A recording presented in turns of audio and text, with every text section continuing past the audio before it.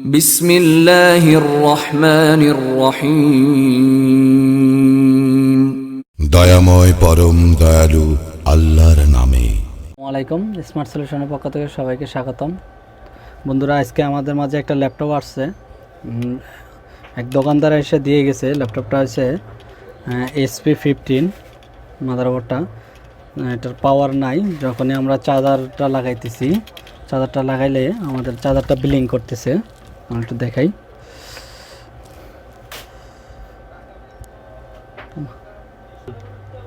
যখনই আমরা চার্জারটা লাগাইতেছি দেখেন আমাদের চার্জারটা ব্লিং করতেছে। হ্যাঁ, তো আমরা দেখব যে ভোল্টেজটা, প্রথমে মাদারবোর্ডটা ভোল্টেজটা মাপ দেব, মাপ দিয়ে দেখব কি প্রবলেম আছে। হ্যাঁ, দেখি আমাদের বোর্ডে 19 ভোল্ট আছে কিনা। হ্যাঁ তো বন্ধুরা, আমাদের 18.7 দেখেছে, মানে 85, অর্থাৎ 18.5 ভোল্ট আছে। 18.5 ভোল্ট, 18.5 ভোল্ট পুরো মাদারবোর্ডে দেখি আমরা 18.5 ভোল্ট আছে কিনা। হ্যাঁ, 18.5 ভোল্ট আছে। অর্থাৎ আমাদের মাদারবোর্ডে কিন্তু ভোল্টেজ ঢুকতেছে, তারপরও বাতিটা ব্লিং করতেছে। আমরা সাধারণত দেখি যদি মাদারবোর্ডে কোনো শর্ট থাকে তখন এই বাতিটা ব্লিং করে, হ্যাঁ, বা লাইট অফ হয়ে যায়। কিন্তু এটার কিন্তু বাতি পুরো মাদারবোর্ডে ভোল্টেজ আছে কিন্তু বাতি ব্লিং করতেছে। তো আমরা একটু দেখি এই মাদারবোর্ডে LDO ভোল্টেজ আছে কিনা একটু দেখি আমরা। হ্যাঁ, 3.3 volt LDO voltage, 3.3 volt, 3.3 volt, অর্থাৎ 3টা LDO ভোল্টেজ আমাদের ব্যাটারি কানেক্টরে আছে। তারপর আমরা দেখব বায়াসে আমাদের 3.3 ভোল্ট আছে, পাওয়ার বায়াসে। দেখেন বন্ধুরা, যারা দেখছে মাদারবোর্ডটা কিন্তু বায়াস রাইট করছে, আইসি প্রত্যেকটা আইসি তারা চেঞ্জ করে দেখছে, কিন্তু মাদারবোর্ডটা ওকে করতে পারে না। দেখে আমরা পারি কি না। হ্যাঁ, তো আমরা সুইচিংয়ে দেখি আমরা ভোল্টেজটা আছে কিনা। হ্যাঁ, সুইচিংয়েও 3.3 ভোল্ট আছে, কিন্তু আমি যখনই ট্রিগার করতেছি মেশিনটা কিন্তু অন হচ্ছে না। দেখেন আমার এম্পিয়ার 0 দেখাইতেছে, আমার কোনো মেশিন অন হইতেছে না। আমি ট্রিগার করতেছি কিন্তু মেশিন অন হচ্ছে না। তো আমরা দেখি প্রবলেমটা। আমরা SP15 যেহেতু এই যে মডেলটা দেখেন, DA0R62MB6E1RBE, এই মাদারবোর্ডটা SP15-এর। এটা আমাদের কাজের অভিজ্ঞতায় 50% মাদারবোর্ড এই প্রবলেমটা নিয়ে আসে আমাদের কাস্টমাররা। হ্যাঁ, যে বাতি ব্লিং করে, মাদারবোর্ড অন হচ্ছে না। তো আমাদের কাজের আলোকে আমরা জানতে পারি যে এখানে থার্মাল যে সিগন্যাল, সেই সিগন্যালটা মিসিংয়ের কারণে এই বাতিটা ব্লিং করে। তো আমরা এখন এটা ডায়াগ্রামটা ডাউনলোড করে দেখব, ডায়াগ্রামটা যে কি নির্দেশনা দিছে আমরা একটু দেখব।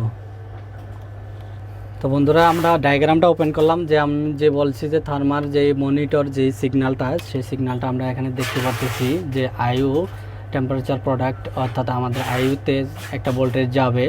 হ্যাঁ, এখানে 3 ভোল্ট, অর্থাৎ PR100, অর্থাৎ PR100 যে রেজিস্ট্যান্সটা আছে, এই রেজিস্ট্যান্সটা হয়ে 3 ভোল্ট এ পাশ থেকে এ পাশে আমাদের আসা আমাদের আইউ সিগন্যালে যাবে। আইউ সিগন্যালে গেলে আমাদের মেশিনটা সুইচিং হবে, অন হবে।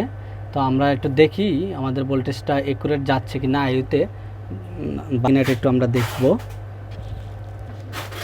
তো আমরা এখন আইউর যেই এখানে যে রেজিস্ট্যান্সটা ভোল্টেজটা আছে কি না আমরা একটু দেখি। 3 ভোল্ট আমাদের মাদারবোর্ডে R100 আমরা যেটা দেখি এদিকে আমাদের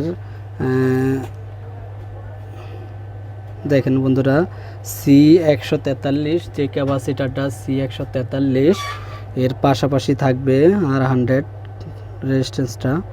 C143, এই যে আমাদের এই যে রেজিস্ট্যান্সটার আমরা দেখি 3 ভোল্ট আছে কিনা।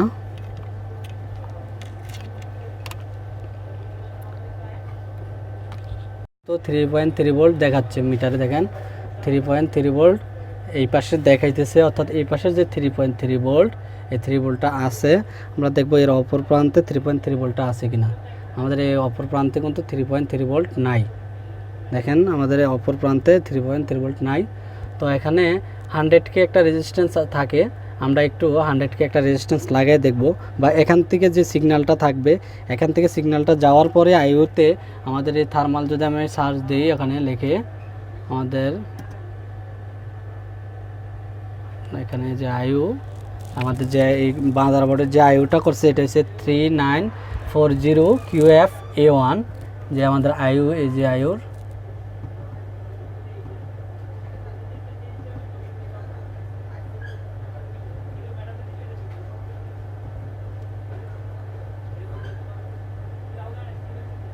দেখেন আমাদের থার্মাল মনিটর 1 এখানে লেখা আছে।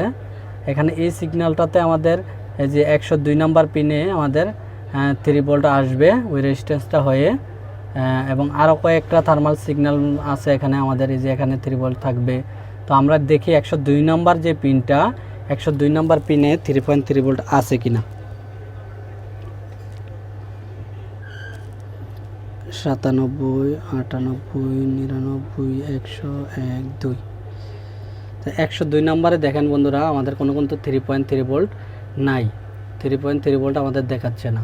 এই জন্যই আমাদের এই বাতিটা ব্লিঙ্ক করতেছে, যে আয়ুষ যেহেতু সিগন্যাল দিতেছে না যে সব ওকে, এই জন্যই বাতিটা ব্লিঙ্ক করতেছে। তো আমরা এখন ওই 100K যে রেজিস্ট্যান্সটা আছে, হ্যাঁ 100 কিলো ওহমের যে রেজিস্ট্যান্সটা আছে ওইটা আমরা চেঞ্জ করে একটু দেখব আমাদের মাদারবোর্ডটা ওকে হয় কি না।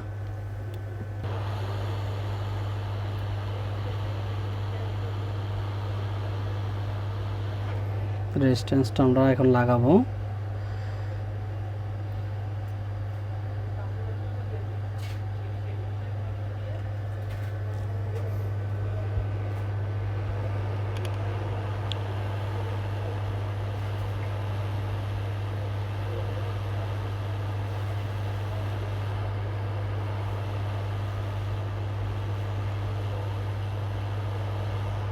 তো আমাদের একটা রেজিস্ট্যান্স লাগানো হলো, হ্যাঁ রেজিস্ট্যান্সটা লাগাইছি। এখন আমরা একটু দেখবো চেক করে যে আমাদের এই পাশে 3.3 ভোল্ট আসে কি না।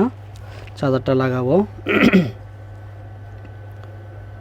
অলরেডি কিন্তু আমাদের বাতি জ্বলতেছে। তো আমরা এই পাশে দেখবো 3.3 ভোল্ট আছে, এই পাশটাও দেখবো 3.3 ভোল্ট আসছে কিনা। হ্যাঁ এই পাশেও 3.3 ভোল্ট আসছে। এখন আয়ুর 102 নম্বর পিনটাও আমরা দেখবো এখানে 3 ভোল্টটা আসছে কিনা। দেখেন বন্ধুরা এখানেও 3 ভোল্ট চলে আসছে। তো আমরা এখন সুইচিং করে দেখব সুইচ হয় কিনা। হ্যাঁ মেশিনটা আমি সুইচ করছি, ওকে এখন পাওয়ার আসছে মেশিনের। দেখেন আমাদের এম্পিয়ারটা দেখেন, হ্যাঁ আমাদের এম্পিয়ারটা আসছে। আমরা ডিসপ্লেটা এখন দেখব ডিসপ্লেটা আসে কিনা কিবোর্ডটা। তো কিবোর্ডটা লাগাইলাম, আমরা দেখি আমাদের এই যে ডিসপ্লে কিন্তু বন্ধুরা চলে আসছে, যে ডিসপ্লে ক্যাপস লক জ্বলতেছে, আমাদের ডিসপ্লে চলে আসছে। তো বন্ধুরা যদি আমার ভিডিওটি ভালো লাগে অবশ্যই সাবস্ক্রাইব করবেন এবং শেয়ার করে দিবেন, যেমন অন্য উপকৃত হয় এবং ভালোভাবে কাজ করতে পারে। তো আমরা ডায়াগ্রাম নিয়ে যদি কাজ করি তাহলে আমাদের কিন্তু কাজ খুব দ্রুত আমাদের কাজ হয়ে যায়। আমরা এই যে দেখেন এই যে মাদারবোর্ডটার সব কিন্তু বায়োস আইসি এগুলো সব চেঞ্জ করছে, কিন্তু মাদারবোর্ডটা ওকে করতে পারে নাই। তো বন্ধুরা যদি অবশ্যই ভিডিওটা ভালো লাগে সাবস্ক্রাইব করবেন এবং শেয়ার করে দিবেন।